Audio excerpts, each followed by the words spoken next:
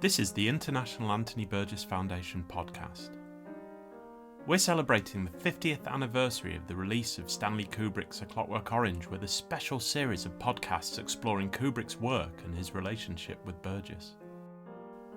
In this episode, the Burgess Foundation's Graham Foster talks to writer and lecturer Filippo Ulivieri. Filippo is Italy's leading expert on Stanley Kubrick. His books are 2001 Between Kubrick and Clarke, The Genesis, Making and Authorship of a Masterpiece, and Stanley Kubrick and Me, 30 Years at His Side, the memoir of Kubrick's personal assistant Emilio D'Alessandro. Filippo also adapted the latter for the screen under the title S is for Stanley. He has most recently written a chapter on Kubrick's unmade films for the Bloomsbury Companion to Stanley Kubrick, which is out now.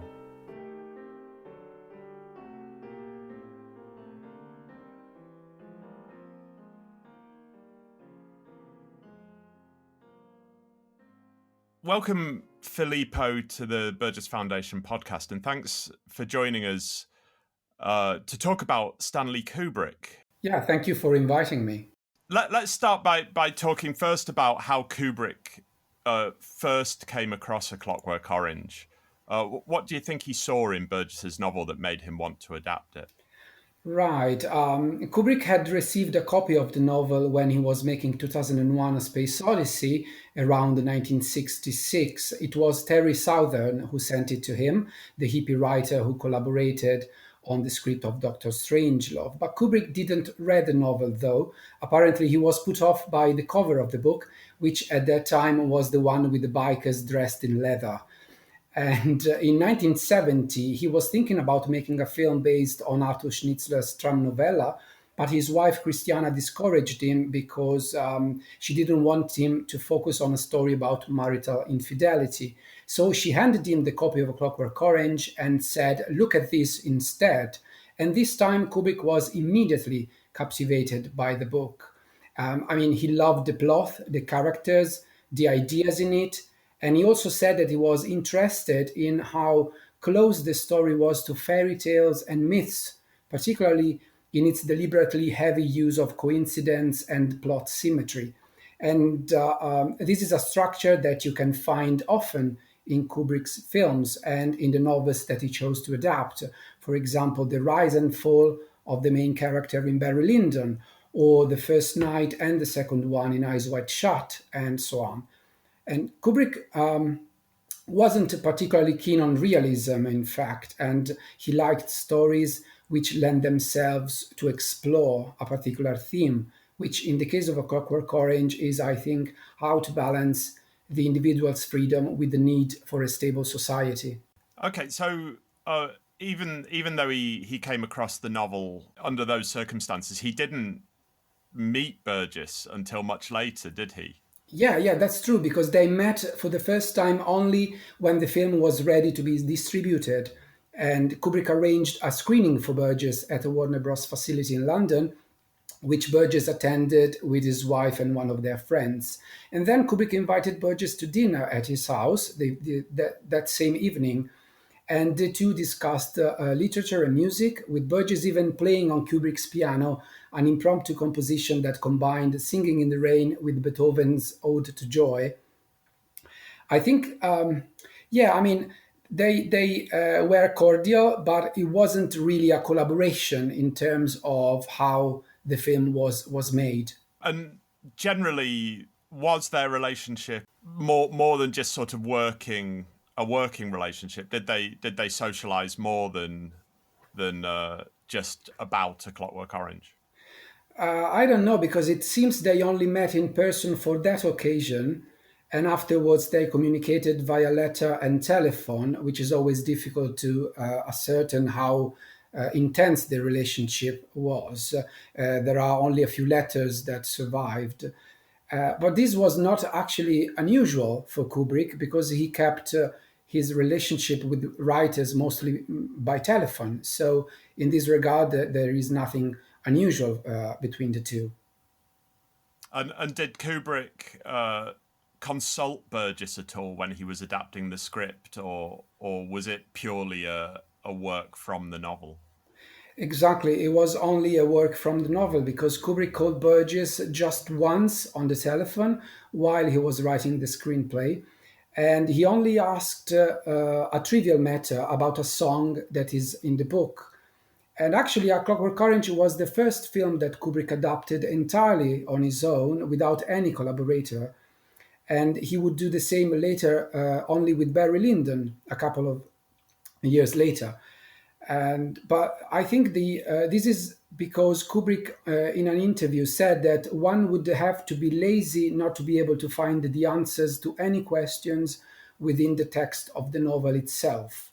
So he thought that the story was perfectly developed, and his work as an adapter was merely a matter of selection and editing because the book was clear enough. Did Kubrick invent any of his own aspects to the story? Did he bring anything to A Clockwork Orange that isn't in the book, or is it all purely from Burgess's original work?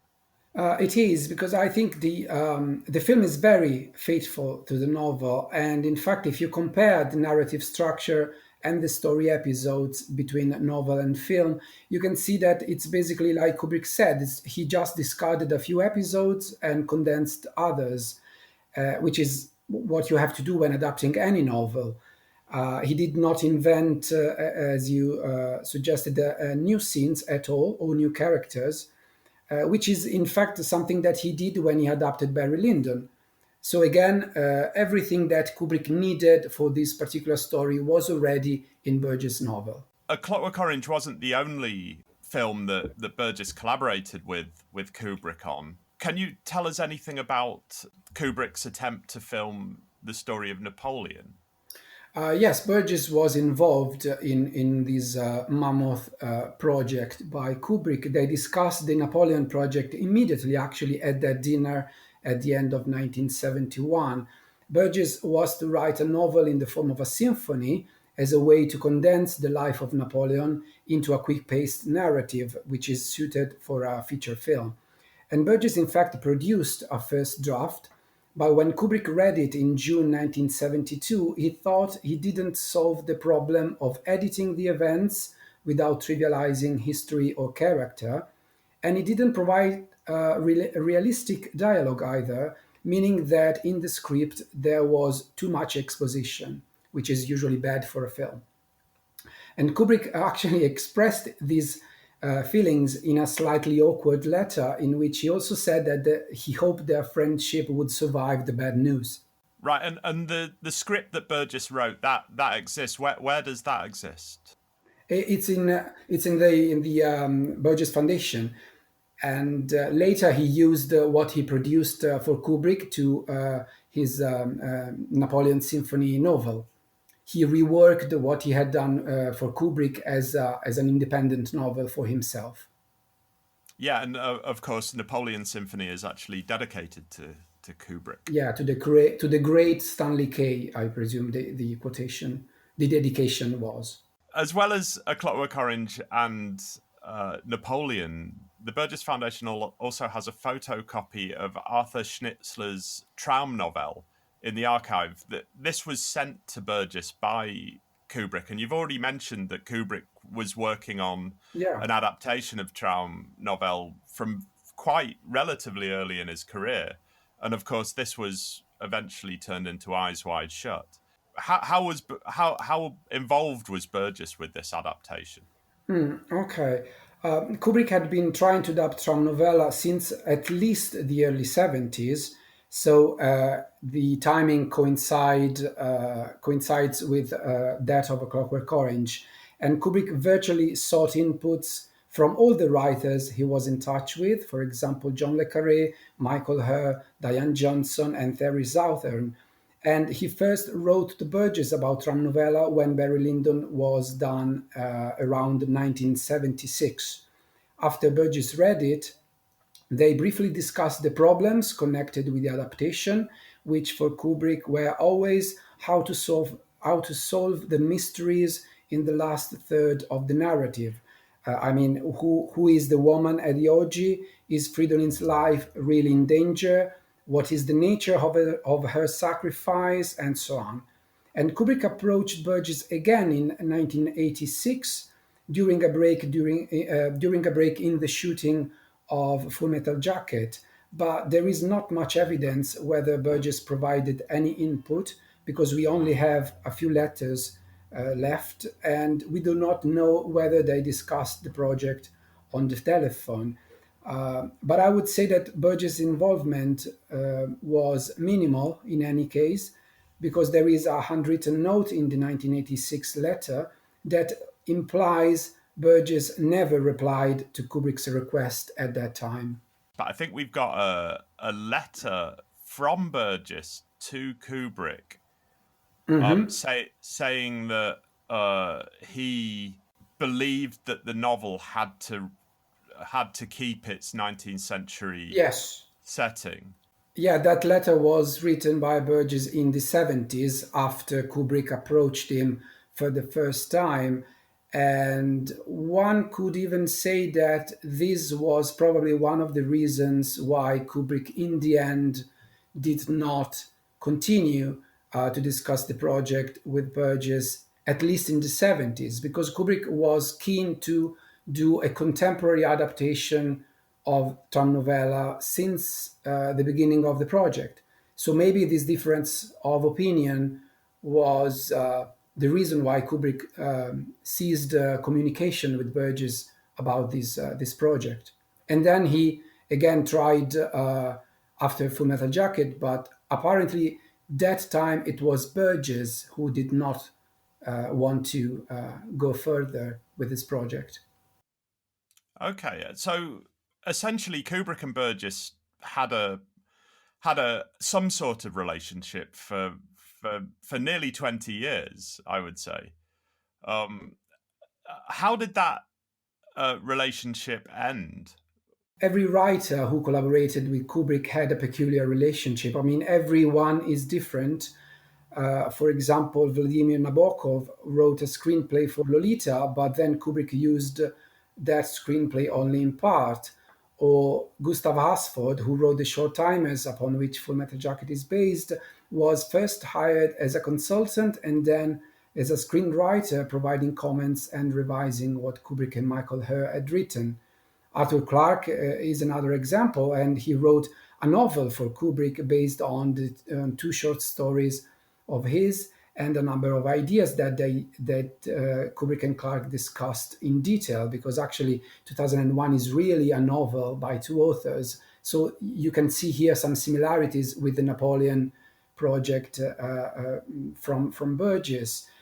And probably Burgess's experience was more similar to that of Stephen King, who was only briefly consulted for the adaptation of The Shining. But again, there are more differences than similarities, because Kubrick took many liberties while adapting The Shining, while with A Clockwork Orange he remained faithful to the source. So I think the similarity in the end between all these authors and Burgess is in the level of attention that the writer received thanks to Kubrick making a film out of one of their books. Okay, and I mean one of the things that happened with Burgess was the release. Stanley Kubrick released the screenplay of A Clockwork Orange, Yeah, called Stanley Kubrick's A Clockwork Orange. yeah. How did Burgess feel about that? Well, very bad, I would say, because he thought that Kubrick invaded his own field. And there is, I think Burgess wrote an introduction for his because also Burgess wrote a theatrical adaptation of A Clockwork Orange later, and then he included a bit about this particular book about Kubrick, and he made fun of Kubrick playing with his name, distorting its name in lubric and pubic, and well, I think Burgess was not pleased at all. Let's put it that way, and yeah, perhaps this also contributed to the ongoing relationship between the two. Um, for it just came to my mind that, for example, Burgess continued complaining about A Clockwork Orange, the film, because in a sense Burgess resented the notoriety that Kubrick's film brought to him, but at the same time he enjoyed being on the spotlight. So even if he said he didn't want to talk about Clockwork Orange anymore many times, in fact, he never refrained himself from doing so. And he complained so much about the film in the press that at one point Kubrick said, and I quote, that he wished Burgess would stop being bitchy about it. Does that reflect Kubrick's relationship with any of the other writers? I mean, Stephen King, you mentioned, had quite an unhappy time with Yeah. Kubrick, but does that does Burgess's sort of experience of voicing his upset and his lack of comfort with the way his film was his novel was adapted. Is that reflected with any of the other authors that Kubrick adapted? Well, the only other author who complained a lot in the press about a Kubrick adaptation was, as you said, Stephen King, who for 40 years is still complaining about the quality of Kubrick's adaptation. But in King's case, I think the problem for King was that Kubrick took a very autobiographical type of novel for him and then twisted its plot quite a lot. So basically, and I know I'm sort of psychoanalyzing Stephen King a little bit, but I think that based on what I read in Stephen King's essays about how he wrote The Shining, the novel was a sort of an exorcism for him to deal with his past as an alcoholic and his aggressive tendencies towards his own children.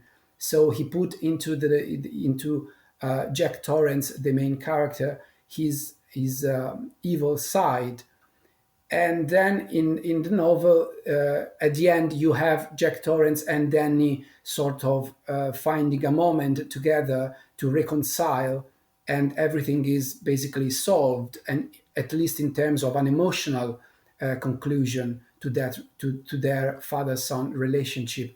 Whereas in Kubrick's film, this is not true at all, because Jack is mad from the beginning, as King complained. Sorry, and I think that Stephen King saw in Kubrick's film his alter ego not being able to solve his problems. So in the end, I think that King resented how Kubrick treated his main character. For Burgess, it was a completely different thing. It was a matter of being constantly under the spotlight, which for Burgess I think was a bit of conflictual, because he loved the attention. At the same time, he resented the fact that he became famous for this particular novel, which for him was not one of his best. Okay, and just a few final questions. Are there any connections between A Clockwork Orange and Kubrick's other films, whether stylistically or thematically? No, I think it was more like a case of Kubrick falling in love with this particular story and bringing it to the screen fairly quickly, because the process of adaptation and production was pretty straightforward, which was unusual for Kubrick. So I see A Clockwork Orange as a quick film that Kubrick decided to do after his 2001 Space Odyssey, a magnum opus, and as a substitute for another mammoth production that he wasn't able to start, Napoleon. But then, of course, A Clockwork Orange is very much a Kubrick film, and you can feel his presence all over it. So you can find in it several elements that chimes with his other films, like the exploration of the unconscious mind, with Alex being a sort of personification of the ego. And Kubrick was very fond of psychoanalytical theories, and I think that you can see this this side of Kubrick's interests reflected in A Clockwork Orange. Great. And how do you think A Clockwork Orange ranks in Kubrick's filmography? Well, it's certainly one of his most popular films, and it's been hugely influential in pop culture, music, and the visual arts. It cemented Kubrick's reputation as the most European of the American directors, as Burgess himself once called him. And together with Doctor Strangelove and 2001, A Clockwork Orange made Kubrick one of the most important filmmakers ever. So it's not necessarily my favorite Kubrick, I have to say. I prefer his more mysterious films. To me, A Clockwork Orange is like Full Metal Jacket in a sense. It's very straightforward, extremely effective, and masterful. And what do you think Kubrick's legacy is more generally outside of A Clockwork Orange? How much time do we have to answer this question? I mean, how can you? It's not easy to encapsulate an artist's legacy, but I would just say that, in my opinion, Kubrick managed to do art films with the appeal of a Hollywood flick. Okay, that's as simple as that, huh? Yeah. Well, I mean, how else can you put Kubrick's legacy into a single sentence? I don't know. That's my best try, at least. Thanks, Filippo, for joining us. It's been fascinating to talk to you about A Clockwork Orange and Kubrick. Oh, thank you very much for having me.